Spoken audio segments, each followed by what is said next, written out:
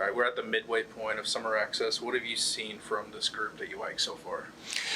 Yeah, I love working with this group. It's been together for about 4 weeks now, and very coachable group. They're always wanting to know why we do things. They're always paying attention, listening, and it's a hard-working group. I mean, these guys are in here a lot throughout the day, getting extra shots up, extra work.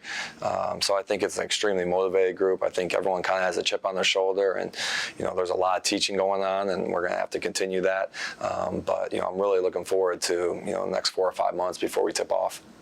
You returned some players that have been here for a couple years. What have you seen from a leadership standpoint with this group so far? Yeah, I feel the guys who have been in the program understand that they have to be more vocal, especially in the beginning this summer when we're going over new terminology, in terms of how we want to play offensively and defensively. I think Troy's done a great job talking to some of the new guys. I think Trent naturally kind of has that presence about himself, and then Xavier's really taken upon himself to be much more vocal and lead by example and verbally. We talked about the big man last time. What have you seen from the guards so far?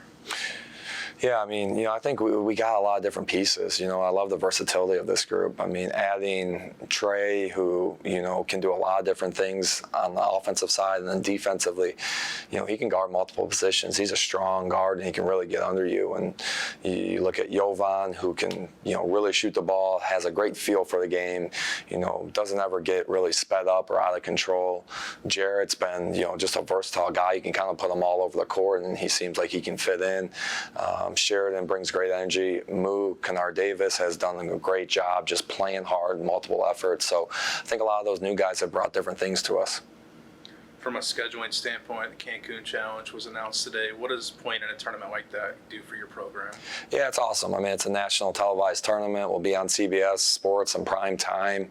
A lot of great teams, great programs that play in that tournament. BCS teams, Bradley played in that last year. So I just think for our guys, those are the type of MTEs we want to be in. We want to be a top 50 program every single year. And, I think for us to get invited into that type of tournament, it shows what type of program we are. Cool. And last but not least, you wrapped up kids camp last week. Yeah. You had a team camp earlier this week. What do those sorts of activities mean for you in the program?